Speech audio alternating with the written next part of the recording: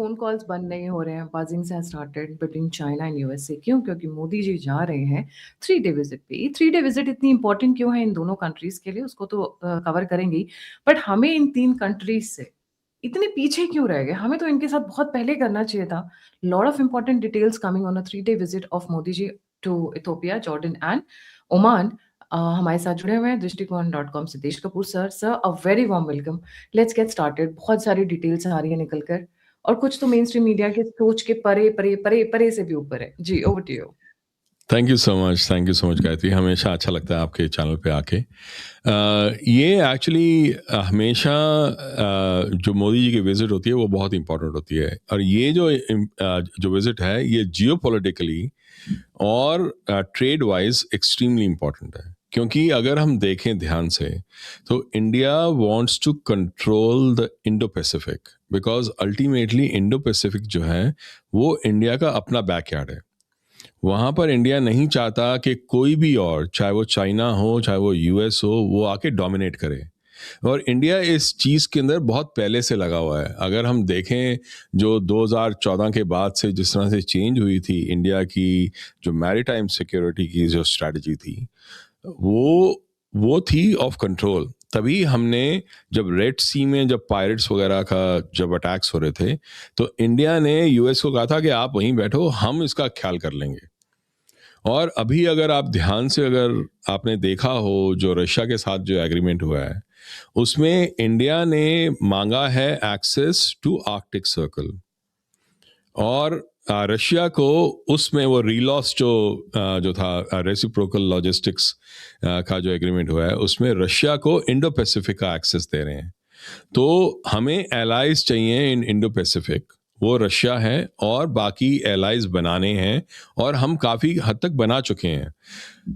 अब बात करते हैं, जैसे ओमान की बात करते हैं। मैं एक मिनट आपको वो शेयर करता हूँ जो उसका मैप जो है, ताकि वो और आसान हो जाएगा देखना। तो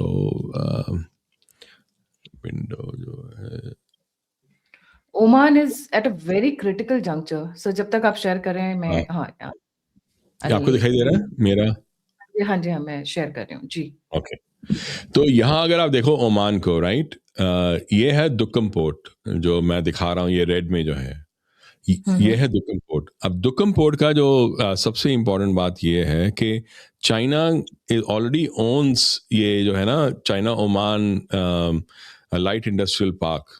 तो स्पेशल इकोनॉमिक जोन में उसका बहुत बड़ा स्टेक है वहाँ पर। बट इंडिया के पास जो स्ट्रेंथ है वहाँ पर ओमान में वो ये है कि India actually has the rights to the naval part, मतलब नेवी का जो एक्सेस है to the Oman port, to the Duqm port, जो बिल्कुल स्ट्रेट ऑफ हॉर्मूज के कोने पे है, बिल्कुल माउथ के ऊपर है। अगर ये देखें ना, स्ट्रेट ऑफ हॉर्मूज जो है उसके बिल्कुल माउथ पे है, वो बहुत इंपॉर्टेंट है। यहाँ पर जो चाइना, अगर आप और देखोगे इसको ध्यान से, आपको समझ में आएगा कि गवादर भी यहाँ पर है और चाबहार भी यहीं पर है। एगलगा आइलैंड्स हैं, वहाँ पर भी इंडिया का बहुत बड़ा प्रेजेंस है नेवी का। तो India is making very strong moves है। तो दो एक्सेसेस हैं, एक तो ये है जो पर्शियन गल्फ में स्ट्रेट ऑफ हॉर्मूज जो है, और दूसरा है गल्फ ऑफ एडन और रेड सी जो आगे सुएज कनाल की तरफ जाता है। अब यहाँ पर इथियोपिया का जो एक्सेस है वो बहुत इंपॉर्टेंट हो जाता है।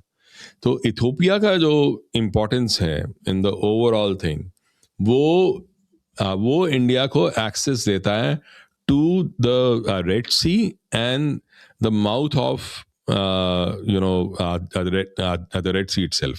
तो Strait of Hormuz and Red Sea का जो एक्सेस है वो इंडिया अगर कंट्रोल कर सके तो इंडिया का जो प्रेजेंस है in the overall Indo Pacific वो बहुत स्ट्रांग हो जाता है।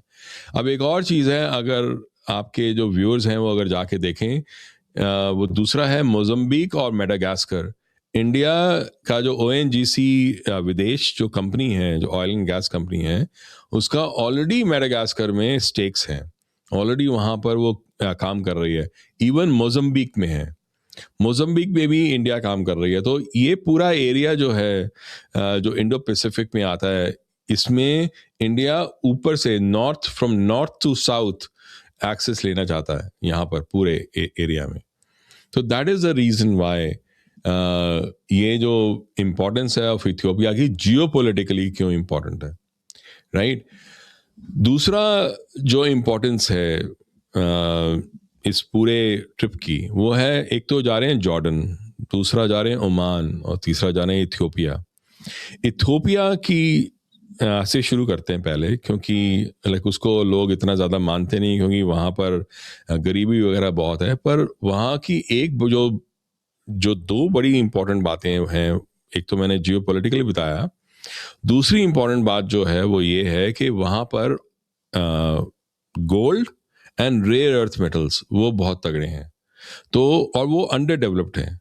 तो इंडिया एंड इथियोपियन जो ऑफिशियल्स हैं, उन्होंने एक नया कोऑपरेशन को फ्रेम किया है for exporting critical minerals and rare earth metals to India. India की एक जो 2025 की क्रिटिकल मिनरल्स पॉलिसी है, उसके अंडर उन्होंने उनके साथ ऑलरेडी एक डील की हुई है।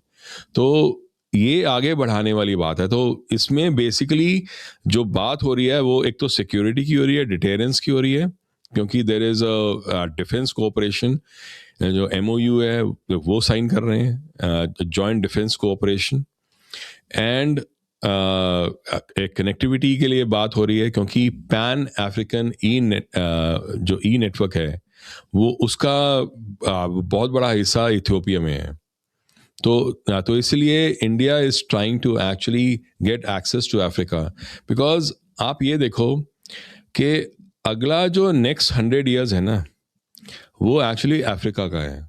क्योंकि एक मैप है मेरे पास, अभी वो है नहीं चार्ट, अगर आप उसमें देखो, अगर आप ये देखो कि कौन सी ऐसी कंट्रीज हैं जिसमें डेथ्स जो हैं वो कम होंगी और बर्थ ज़्यादा होंगी, वो अगर हम देखें तो टॉप 20 कंट्रीज जो हैं और टॉप एटलीस्ट 10 to 15 कंट्रीज, वो सारी अफ्रीकन कंट्रीज हैं। तो इंडिया का प्रेजेंस होना in Africa is extremely important. So that is why like India has been, मतलब जो मोदी जी हैं पहले से काफ़ी काम कर रहे हैं अफ्रीका में और इस एरिया में जो मिडिल ईस्ट एरिया है। अब तो हमने बात की गोल्ड और रेयर अर्थ मेटल्स जो हैं जो इथियोपिया के हैं, वो बहुत इंपॉर्टेंट है। अब बात करते हैं हम ओमान के मिनरल्स की। ओमान जो है ऑलरेडी इंडिया का नंबर 4 फर्टिलाइजर का वो है सप्लायर। अब जो है जो नंबर 4 जो फर्टिलाइजर सप्लाई करता है, उसको और बढ़ाना है। और दूसरा जो ऑयल एंड गैस देता है वो ओमान, वो भी वो काफ़ी देता है, हालांकि like it is not up to as par with से सऊदी अरेबिया या रशिया या ईरान, बट उसको भी आगे बढ़ाना है, बिकॉज एक तरह का हमें स्टेबिलिटी चाहिए। क्योंकि आगे आने वाले टाइम में ऑयल एंड गैस अगर वॉर कहीं छिड़ती है तो that becomes the most important thing. वो अगर इम्पॉर्टेंट है ऑयल एंड गैस, तो उसके साथ आता है फर्टिलाइजर्स, क्योंकि फर्टिलाइजर्स के लिए पेट्रोकेमिकल्स की बहुत तगड़ी ज़रूरत पड़ती है। तो अगर, और Oman is one of the biggest suppliers of fertiliser. हमारी एग्रीकल्चर का अगर वॉर छिड़ती है तो सबसे पहला असर होता है एनर्जी पे, दूसरा असर होता है एग्रीकल्चर पे। इंडिया फर्टिलाइजर को पीछे नहीं छोड़ सकता।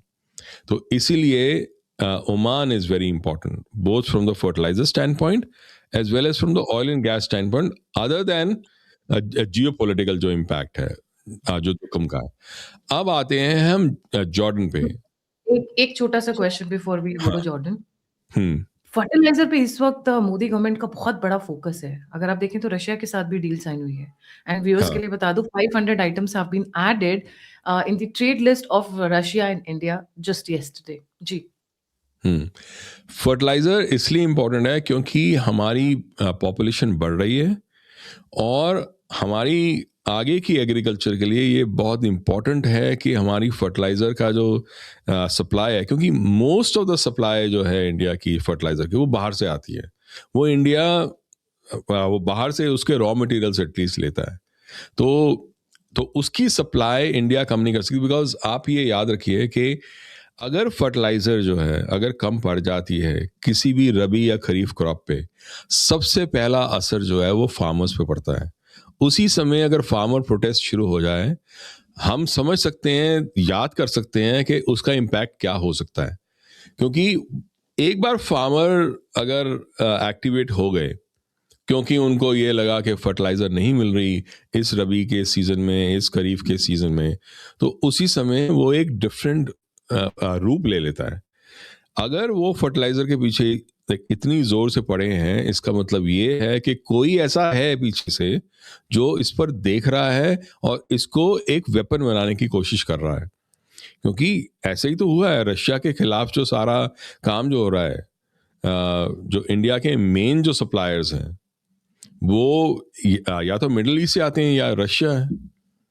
तो इसलिए बहुत इंपॉर्टेंट है कि इंडिया, अगर आप ये सोचो कि अगर एक बार चोक कर दिया जाए किसी भी एरिया को जो फर्टिलाइजर प्रोवाइड कर रहा है, सिर्फ बहुत देर तक नहीं करना, पूरे साल भर नहीं करना, सिर्फ 15 से 20 दिन कर दे अगर, या 30 दिन तक, पूरा पूरा रबी और खरीफ, या अगर रबी के सीजन में करें रबी की पूरी वो क्रॉप गई, खरीफ में करें खरीफ की पूरी क्रॉप गई, उसी समय एक तो फूड की सिक्योरिटी कम हो गई और दूसरा फार्मर का प्रोटेस्ट बढ़ गया।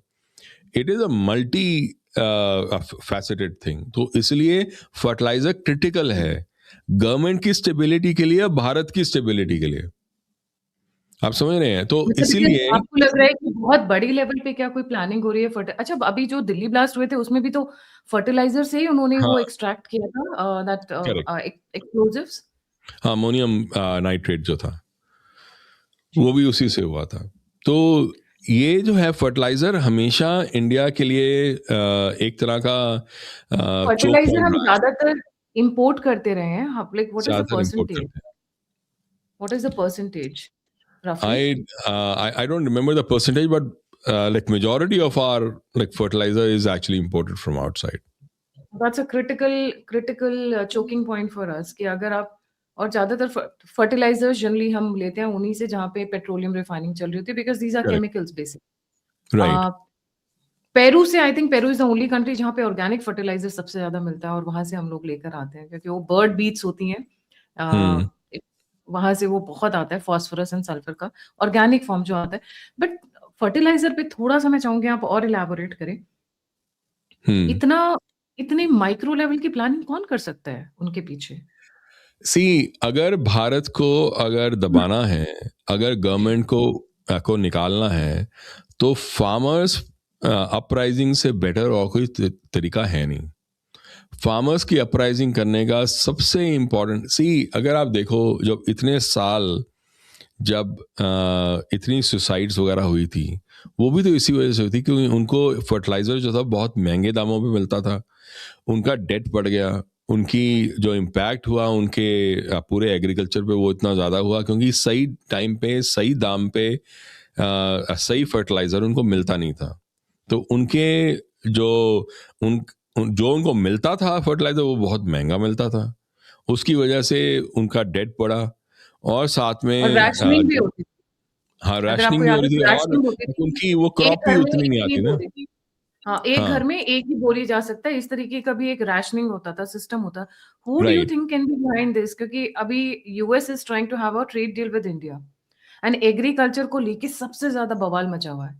तो दैट इज अ जी। वेरी गुड पॉइंट, क्योंकि एक्चुअली क्या है कि अगर इंडिया को दबाना है, मैंने जैसे कहा कि सबसे आसान तरीका है कि फर्टिलाइजर, कोई भी फर्टिलाइजर को at the start of the season, sowing season, आप उसको लाइक 20-25 दिन के लिए रोक दो, वो आ ही ना पाए, बस वो पूरा सीजन खत्म हो गया आपका।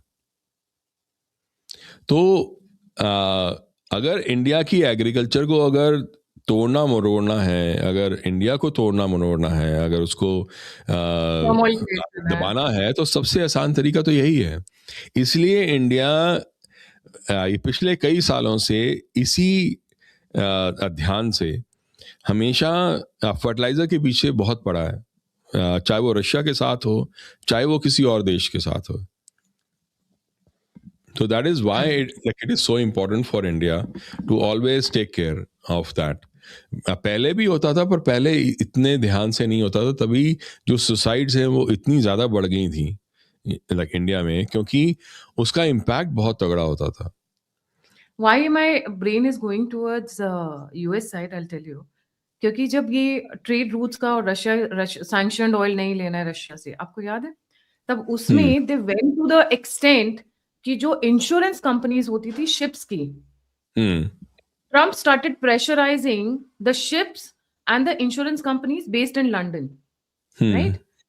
तो जब पुतिन की विजिट हुई तो उन्होंने क्या किया? इन्होंने किया कि हम अपनी इंश्योरेंस कंपनी भी खोलेंगे. तो Russia, India, China are having their own insurance companies. The plans have started working out. वो हमने एक शो में भी किया था. Now because they want agriculture entry and Modi government has said कि हम agriculture में entry नहीं देंगे, come what may. I wouldn't be surprised if they pressurize the countries जहाँ से हम fertilizers import करते हैं कि इनको fertilizer मत दो, या उसको किसी तरीके से midway रोक देना. 1 महीने के लिए आपने रोक दिया, आपका काम हो गया. आपने सक्सेसफुली 2 बार इस तरह किया, the agriculture goes for the toss. Correct. The No, I choking agree point. with that. क्योंकि एक्चुअली जो आप कह रहे हो ना वो बिल्कुल सही बात है, क्योंकि इंडिया जो है लाइक इंडिया को अगर फर्टिलाइज़र आने से अगर रोकना है तो जो चोक पॉइंट्स हैं जिसके ऊपर यूएस का काफ़ी ज़ोर है, वो एक्चुअली बड़ा आसान तरीका है इंडिया को फर्टिलाइज़र ना देने का और इंडिया को एग्रीकल्चरली वीकन करने के लिए. एक बार इंडिया अगर वो अपने पैरों पे आ जाए, अगर वो गिर जाए अगर, तो फिर उसको वो कोई भी डील मनवाई जा सकती है ना. तो यही तो वो करते आए हैं हमेशा से, कि हमेशा पहले तो उस देश की कमर तोड़ दो, जब वो देश गिर जाए उसके बाद उससे डील करना शुरू करो कि अब तू बता ये वाले पॉइंट पे अगर तूने डील करनी है कि नहीं करनी. तो वही एक तरीका है, हमेशा से यूज़ होता रहा है, वो अभी भी तरीका यूज़ हो सकता है. इसीलिए इंडिया हमेशा जो है, ये मोदी जी जो है स्पेशली, ये हमेशा से ही has looked at the entire fertiliser thing, right. तो वो एक बड़ी इंपॉर्टेंट, क्योंकि इस समय एक्चुअली जो टॉप 4 सप्लायर्स जो हैं फर्टिलाइज़र के इंडिया के, वो है रशिया, चाइना और सऊदी अरेबिया. चाइना हमेशा से प्रॉब्लमेटिक है. सऊदी अरेबिया का जो साथ है वो यूएस के साथ है. कभी भी कुछ भी चेंज हो सकता है. इंडिया को डाइवर्सिफाई करना है. रशिया के ऊपर प्रेशर बनता रहा है. अगर किसी दिन चाइना ने अगर बंद कर दिया वो फर्टिलाइज़र देना, तो इंडिया के लिए बहुत बड़ी प्रॉब्लम हो जाएगा. और अगर we are an agrarian economy. हाँ, we are an agrarian economy. हमारा एग्रीकल्चर हमारा बैकबोन है. करेक्ट. राइट. तो I think this is a very smart move at a right time. इससे पहले आई वुडंट बी सरप्राइज्ड, हो सकता है जैसा अभी आपने कहा कि फर्टिलाइजर को हथियार बनाने की कोई कोशिश कर रहा है. तो आई everybody has their own spy network, so I'm sure some words would have come, or even to be playing on a safer side, क्योंकि मोदी गवर्नमेंट बहुत विजन के साथ चलते हैं. उनको पता होता है कि अच्छा यहाँ पे ये चोक करेंगे, यहाँ पे कर सकते हैं. सो इससे पहले कि वो हथियार बनाए, हम पहले ही तैयार हैं. राइट. तभी उनकी सॉरी, पहले आप फिनिश कर लो फिर मैं बताता हूँ. no, sir, I'm done. Ji, please. नहीं, तो तभी इंडिया ने एक्चुअली जो पहली विजिट हुई थी तो रशिया के अंदर फर्टिलाइजर प्लांट बनाने की बात की थी, क्योंकि अगर ऑयल नहीं ला सकते तो फर्टिलाइजर वहां से लेके आएंगे. इसी वजह से इंडो पैसिफिक जो है वो बहुत इंपॉर्टेंट है, क्योंकि इंडिया जितने चोक पॉइंट्स हैं वो सारे वो इंडो पैसिफिक में है. तो अगर सऊदी अरेबिया से अगर ऑयल लेके आना है, अगर या फर्टिलाइजर लेके आनी है, जैसे इंडिया लेती है, तो अगर इंडिया का अगर स्ट्रेंथ नहीं है इस एरिया में, देन चाइना ऑल्सो वो चाहेगा ना कि इंडिया में वो प्रॉब्लम्स हो. अगर चाइना अगर चाहेगा, राइट, तो वो गवादर भी है उसके पास, और वो उसको रोक भी सकता है, दुक्कम में भी है. तो अगर सऊदी अरेबिया से फर्टिलाइजर आ रही है तो वो एक चोक पॉइंट है जहां पर वो आराम से एक्ट कर सकता है. तो इंडिया के लिए बड़ा इंपॉर्टेंट है कि वो एक तो अपने आप को चोक पॉइंट से बचाए, दूसरा इंडो पैसिफिक के अंदर जो जो कंट्रोल है, जो उसका स्ट्रिंग ऑफ पर्ल्स है, उसके खिलाफ उसको काउंटर करे। तो तो इसीलिए जब से मोदी जी आए हैं, इतनी बार ये इन एरियाज में जाते रहे हैं जो मिडल ईस्ट के एरियाज हैं, चाहे कतर हो, चाहे बहरीन हो, चाहे यूनाइटेड अरब एमिरेट्स हो, यूएई हो, चाहे सऊदी अरेबिया हो। तो ये अब इंडिया का ऑयल जो है वो आता है इराक से, वो आता है सऊदी अरेबिया से, वो आता है लाइक रशिया से, राइट, और यूएई से। तो ये चार मेन है, इराक, रशिया, सऊदी अरेबिया और यूएई। इस ये area, like that is why it becomes very very powerful. और जहां तक जॉर्डन का सवाल है ना, Jordan is very very interesting. तो जॉर्डन जो है वो इजराइल और पैलेस्टाइन उसके एरिया में है। ये जो पूरा एरिया है इसको कहते हैं लेवांत। ये लेवांत जो एरिया है ये एशिया, यूरोप और अफ्रीका, इन तीनों कॉन्टिनेंट्स के एक्चुअली उस पे मेन नोडल पॉइंट पे है। तो सारी जो बिग पावर जो गेम्स हुई हैं, जो होती हैं, वो हमेशा इस एरिया में सबसे ज़्यादा होती हैं। चाहे वो देवर अबाउट द सुएज कैनाल हो, चाहे एक्सिस हो, चाहे ये जो ऑयल का वो रहा हो, चाहे पैलेस्टीनियन इजराइल की जो लड़ाई है वो रही हो, जो सिविलाइजेशनल उनकी जो एब्राहमिक जो है वो रही हो, ये हमेशा से इस एरिया में सबसे ज़्यादा रहती है। तो यहाँ पर जो जॉर्डन है वो that is very very different. Jordan जो है वो एक्चुअली एक रिलेटिवली स्पीकिंग वो एक स्टेबल है, स्टेबल कंट्री है।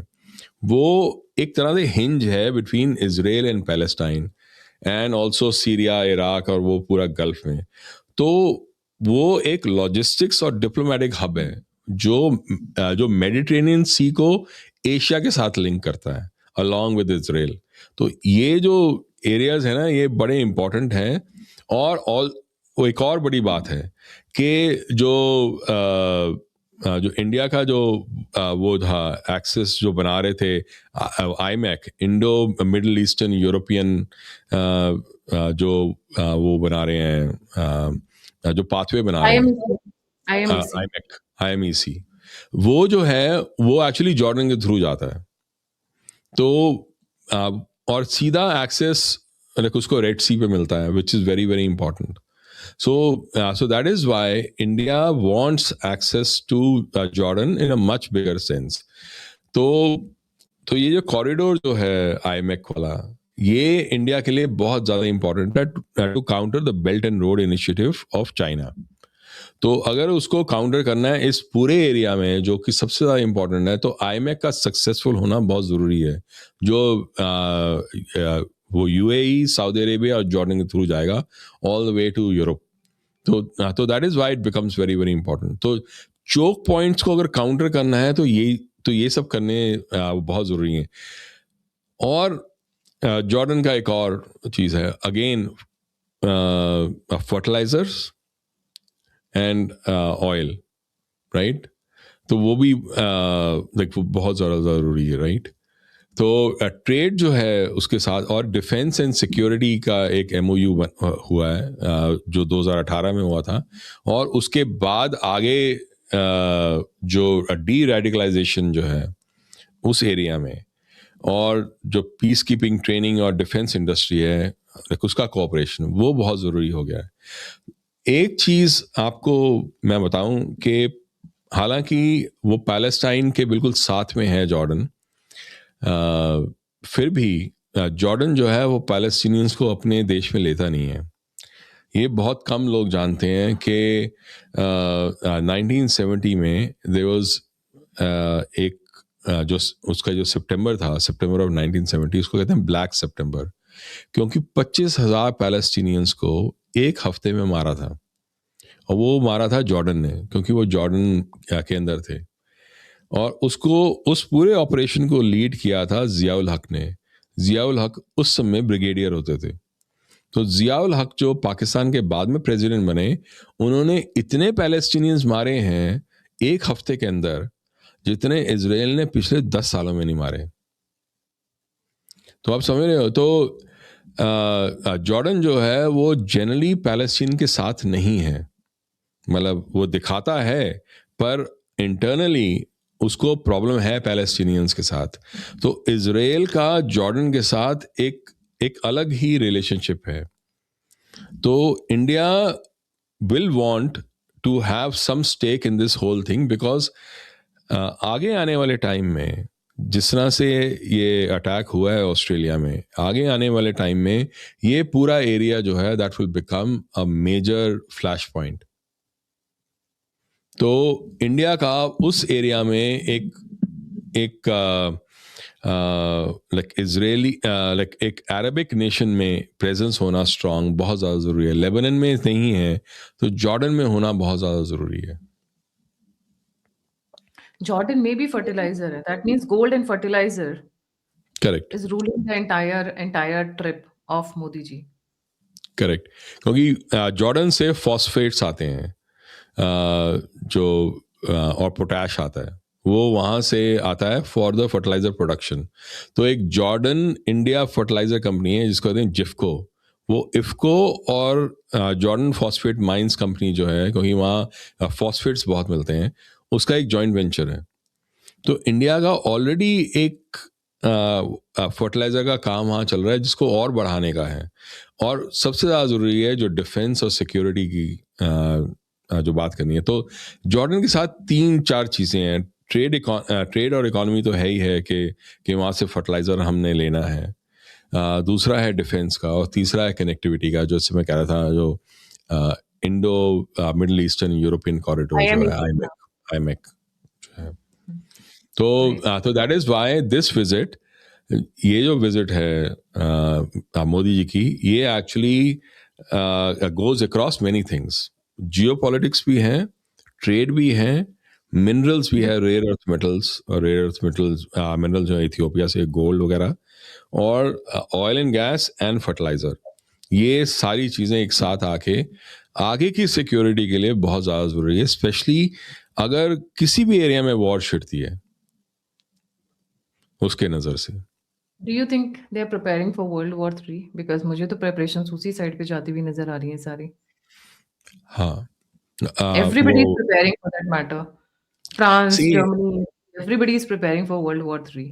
And अभी everybody has actually put the Russia red ने flag. तो बोल ही दिया ना। रशिया में कई जो कमेंटेटर्स हैं, जो एनालिस्ट हैं, जो उनके साथ लिंक्ड हैं, क्योंकि लाइक अभी एक्चुअली क्या हुआ है कि कुछ यूरोपियन कंट्रीज़ के जो सोल्जर्स हैं वो उनको लाइक वो पकड़े गए हैं इन यूक्रेन, मतलब वो फाइट कर रहे थे। तो वहाँ के जो रशिया के जो इंटरनल एनालिस्ट हैं वो ये कह रहे हैं this is a direct attack on Russia by Europe. Because अगर आप पहले तो आप आर्म्स भेजते थे, वही काफ़ी था वो नुकसानदायक। अब आप खुद के सोल्जर्स भेज रहे हो, that is a direct attack. आप यूक्रेन से कर रहे हो वो बात अलग है, पर आपका जो अटैक है वो तो आपका सीधा है ना। तो वो कह रहे हैं कि अगर हमें सीधा अटैक कर रहे हैं तो हम रुके क्यों हैं, हम अपने मिसाइल्स क्यों नहीं भेजते, which makes a lot of sense. So ये कुछ पता नहीं कि कब क्योंकि मेरे को ऐसा लगता है, ये मेरा अपना पर्सनल विचार है, मैं जो इस समय यूरोपियन जो लीडरशिप है मैं उसको बहुत ज़्यादा बेवकूफ़ मानता हूँ। अगर वो, क्योंकि सिवाय सुसाइड के मैं इसको और कुछ कह नहीं सकता, क्योंकि कोई भी उनके पास तरीका हो, it is very very tough. किसी भी कंट्री के पास इस समय रशिया के मिसाइल्स का तोड़ नहीं है, as simple as that.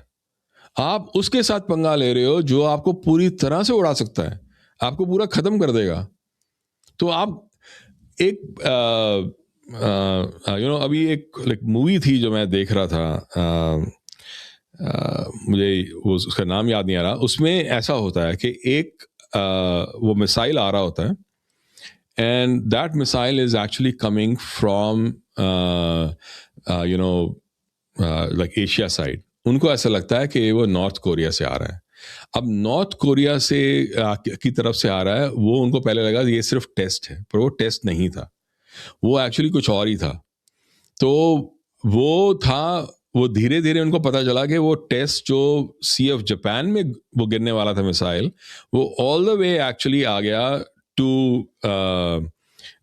To Chicago. तो वो शिकागो की तरफ आ रहा था। अब वो मूवी का नाम है हाउस ऑफ डायनामाइट, वो आप सब जरूर देखना, because that is a very very important movie, because उससे दिखाई देता है कि आगे क्या हो सकता है। तो उस मूवी का प्लॉट ये था कि एक्चुअली किसी ने शायद उसको एक तरह पीछे से हैक किया था, and that is how that whole thing, उसका सोर्स पता नहीं चल रहा था, मिसाइल का सोर्स पता नहीं चल रहा था, पर मिसाइल किस तरफ जा रहा है उसका समझ में आ रहा था, किसने छोड़ा है वो समझ में नहीं आ रहा। ये बहुत पॉसिबल है कि कोई ऐसा प्लेयर जो है पूरी दुनिया, चाहे नॉर्थ कोरिया हो, चाहे चाइना हो, चाहे रशिया हो, कोई प्लेयर है जो ऐसा काम कर सकता है। दिखाई दे कि वो एक तरफ से आ रहा है, तो उस समय पूरी फिल्म का जो रियल जो है ना स्टोरी वो ये है कि किस तरह से यूएस रिएक्ट करता है, किस तरह से प्रेसिडेंट और प्रेसिडेंट के आसपास के लोग किस तरह से रिएक्ट करते हैं। अगर एक मिसाइल अगर रशिया अगर फेंक दे वहां यूरोप में, तो उस समय यूएस और यूएस की प्रेसिडेंट वगैरह और जो पूरी लीडरशिप वो कैसे सोचेगी उसके बारे में बहुत अच्छी तरह से वहां दर्शाया गया है। तो इसीलिए अगर ऐसा कुछ हो जाता है, अनहोनी हो जाती है, that will actually create a big issue. In fact वो अभी कई लोग ये कह रहे हैं कि जो रशिया कर रहा है उसको चाइना बड़े ध्यान से देख रहा है, बिकॉज अगर तो रशिया पे को वापस पुशबैक नहीं किया अगर यूएस ने और यूरोप ने, तो चाइना भी ताइवान में कर सकता है अपना काम। बट रशिया ये देख रहा है कि how Europe and US are actually directly coming into Ukraine and fighting themselves. So ये किसी भी दिन कभी भी बहुत तगड़ा एस्केलेट हो सकता है। तो इसलिए मैं कहूँगा आप सारे जो ऑडियंस है एक बार हाउस ऑफ डायनामाइट जरूर देखना। मैं भी देखूंगी। कहाँ पे है ये? अमेज़न पे, नेटफ्लिक्स पे, नेटफ्लिक्स हॉटस्टार पे पे? है, नेटफ्लिक्स पे है। हाउस हाउस ऑफ मेरे को डायनामाइट्स। कोई पैसे नहीं मिल रहे, पर मैं बता रहा हूँ कि उसमें क्या थॉट प्रोसेस है। Sometimes we also share nice series that we can watch. इसमें कोई डाउट नहीं करेक्ट, है। क्योंकि जी। मैं हर चीज को जियो पॉलिटिकली देखता हूँ, क्योंकि See, these movies are sometimes one step ahead of what they are planning. कहीं से आइडिया लीक होता है, कहीं पे बातचीत होती है, somebody funds it, somebody sponsors. Yeah, मैं आपको sometimes बता, it's other way around also. They take हाँ inspirations from the movies. Right, मैं आपको बताऊँ एक वो सीरीज थी अबाउट मैडम प्रेसिडेंट और समथिंग लाइक दैट, जो अभी या डिप्लोमैट, मैं वो देख रहा था। डिप्लोमेट, एंड हाँ मैंने देखी। उसमें बात हुई अबाउट म्यांमार ट्रायड। मैंने कभी सुना नहीं था उससे पहले एक्चुअली। जब मैंने वो वर्ड सुना म्यांमार ट्रायड, मैं उसके बारे में रिसर्च करने बैठा। उस दिन मेरे को समझ में आया कि मणिपुर में जो हो रहा है वो क्यों हो रहा है। पहली बार मेरे को तब समझ में आया। तो इसीलिए मैं ये सीरीज और मूवीज मैं जियो पॉलिटिकली जरूर देखता हूँ। एक और मूवी है पर्सन ऑफ इंटरेस्ट, अगर आपको इन सब चीजों में इंटरेस्ट हो आप जरूर देखो। जी, thank you so much, sir. And with that, we'll wind up. जाने से पहले व्यूअर्स से रिक्वेस्ट है, please don't forget to like, subscribe and share the alternate media. अगर आप मेरे को सपोर्ट करना चाहते हैं, सहायता करना चाहते हैं, प्लीज आगे आइए, सहायता करिए। आप लोगों की मदद के बिना मेरे लिए पॉसिबल नहीं है बहुत लंबे टाइम के लिए चलना। नंबर और यूपीआई स्क्रीन के ऊपर है। आप फीडबैक देना चाहते हैं, जुड़ना चाहते हैं, सभी लिंक्स डिस्क्रिप्शन बॉक्स में है। देश सर का पोर्टल है दृष्टिकोण.com। Please like, subscribe and share करें। संडे का इनका जो न्यूज लेटर आता है वो मिस मत करिएगा, that's very well researched and articulated. इसी के साथ जय हिंद, जय श्री राम, हर हर महादेव। हर हर महादेव।